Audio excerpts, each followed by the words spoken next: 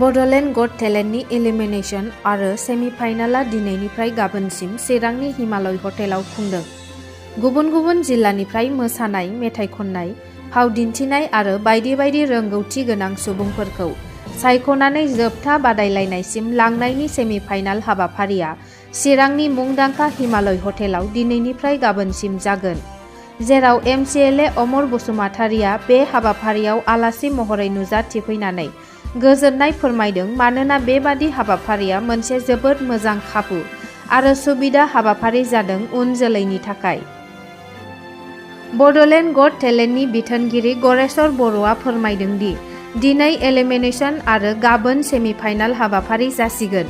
जेराव बाहागो लाफैनाय MCLA अमर बसुमतारि, समाज सिबियारि जिसया समफ्रामारि, बड'लेण्ड रादाबनि बारग' गाहाय सुजुगिरि मैखोम बसुमतारि लोगोसे हाबाफारिखौ बिटिआर सरकार आरो रायजो राजाफ्रा मदद होनायनि थाखाय साबायखर बावहरदों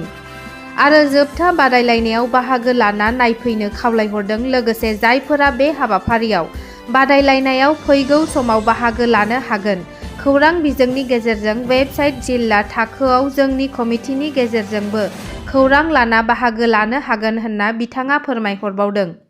बाहागो लाग्रा बिजाथिफ्राबो बाहागो लानो मोननानै गोजोननाय फोरमायदों। बहुत ही अच्छा एक से बढ़कर एक कॉन्टेस्टेंट है, बहुत ही अच्छा कर रहे हैं उन लोग। तो हम कोशिश कर रहे हैं कि मतलब एलिमिनेशन राउंड पे हम क्रश करें, उसके बाद देखते हैं क्या होता है। बहुत ही अच्छा लग रहा है। Thank you so much. बयनिसिमबो मागो दमासिनि गोजोननाय जासिनाय थाबाय। दिनैनि प्रग्रामा जाहैबाय बड'लेण्ड गट टेलेन्ट आरो बेवहाय माल्टि टेलेन्ट रियेलिटि श' बे मोननै हाबाफारिनि लानानै दिनै खुंनाय जादों बे हिमालय हटेलाव। दा बेयाव आंखौ चिफ गेस्ट हिसाबै लिंहरनायलाय आं जोबोद गोजोननाय मोन्दों आरो स्पेसियेलि आं डाइरेक्टर बिथां जोंनि डाइरेक्टर फंबाय गरगेश्वर बर' बिथांखौ आं स्पेसियेलि धन्यबाद होयो। जोंनि बे बड'लेण्ड ओनसोलाव जेनाखि जोंनि उन्दै उन्दै गथ'फोरनिफ्राय लानानै जुनियरफोर बिथांमोनखौ दिनै मोनसे टेलेन्टखौ हान्ट खालामबाय थादों। बेयो जोबोद मोजां आरो बेखौ सिन्था खालामोब्ला जोंनि भबिष्यतआ मोजांखौ जों सिन्था खालामनो हायो आरो मोजां मोनसे जोंनि बे ओनसोलाव मोनसे नामखौ लाबोगोन, बेनि सायाव जों मिजिंथिदों। आरो दिनैनि बे जेनाखि सेमिफाइनालखौनो बुंनांसिगोन, जेरावहाय बेयाव सेलेक्ट जागोन। आंबो नायबाय गोबां मानसिफ्रा दिनै गोबां टेलेन्टजों दिनै श' खालामदों। जों सिगांफोराव बेबायदि नुफेराखैमोन जे जोंनि ओनसोलावबो जे गोबां जोंनि जेनाखि इउथ्सफोरनिफ्राय लानानै गथ'फोरनिफ्राय लानानै गोबां हिडन टेलेन्टफोर दं, जों बेखौ दिनै नुनो मोनबाय। निस्सय आं आसा खालामदों भबिष्यतआ मोजां जालांगोन बिथांमोननिया आरो जों मोजां परिबेस जोङो सानसे समाव बिथांमोननि मोनसे पपुलार जोंनि ओनसोलाव जाफुंसारनायखौ आसा खालामथिनाय थादों। गिबियावनो साफ्रोमबो रायजो राजा बिथांमोननिसिम आं बे मिडियानि गेजेरजों गोदान बोसोर 2023नि बे गोथार बे बोसोरखौ आं साबायखर लानानै जे साफ्रोमबो साबायखर बावनाय आरो मोनसे बरायनायखौ आं बावहरो जे जोंहा दिनैहाय बड'लेण्ड गट टेलेन्टनि एलिमिनेशन राउन्ड आरो गाबोनहाय सेमिफाइनेल। दा जोंहा बेयाव 15 जनसो दाब दाब जायगानि 15थासो मतलब डिस्ट्रिक्टनिफ्राय गोबां 100 मतलब 10 जन जायफोर बाहागोदारिफोर बिथांमोना मोसानाय, मेथाइ खननाय, दामनाय देनाय, ड्रामा दिन्थिनाय आरो बिट बक्सिं जायखौ होननानै बुङो खुगाजों थारमाने मिउजिक दिन्थिनाय आरो बायदि रोखोमनि टेलेन्टखौ जों बेयाव नुनो मोन्दों बड'लेण्ड गट टेलेन्टआव। दा जोंहा मेगा राउन्ड जोबनायनि उनाव दिनैहाय एलिमिनेशन आरो सेमिफाइनेल जोंहा हिमालय हटेलाव जेराव जानो हादों आरो जोंहा बे एलिमिनेशन आरो सेमिफाइनेल जोबनायनि उनाव जोंहा ग्रेन्ड फिनाले जागोन, जेराव बेखौ जों धुमधामैनो खुंगोन। फैबाय थानाय समाव ग्रेन्ड फिनालेखौ गोगोमथारैनो साफ्रोमबो रायजो राजाखौ आं खावलायनो लुगैयो बेयाव बाहागो ला, ग्रेन्ड फिनालेयाव नायफै, जों खावलायगोन साफ्रोमखौबो। दा दिनैनि जे एलिमिनेशन राउन्डआव बेखेवगिरि हिसाबै गाहाय आलासि हिसाबै नुजाफैनो हादों जोंहा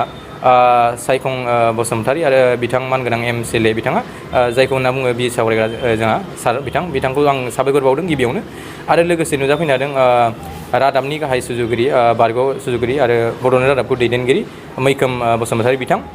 आरो गोबां आलासि नुजाफैदों। दा आसा खालामो फैबाय थानाय समाव बेबायदिनो जेरैबायदि मदद खालामदों साफ्रोमबो मोनसे मरेलि सापर्ट एबा आसा खालाम फैबाय थानाय समाव मरेलजों लोगोसे जोंनि बिटिआर गभर्नमेन्टआ फाइनान्सियेल सापर्ट आरो माखासे गाइडेन्सखौ होनानै बे बड'लेण्ड गट टेलेन्ट जाय नायल' जाल' मोनसेल' प्रग्राम जेराव रियेलिटि श' बियो थांनाय 2019 मायथाइनिफ्रायनो बियो जादों। फैबाय थानाय समाव जोङो बेनिफ्रायनो नेशनेल आरो इन्टारनेशनेल लेभेलाव जोङो बे हाबाफारिनि गेजेरजों जों माखासे बाहागोदारिबो जों दैथायहरबाय आरो थांनाय 2022 नभेम्बर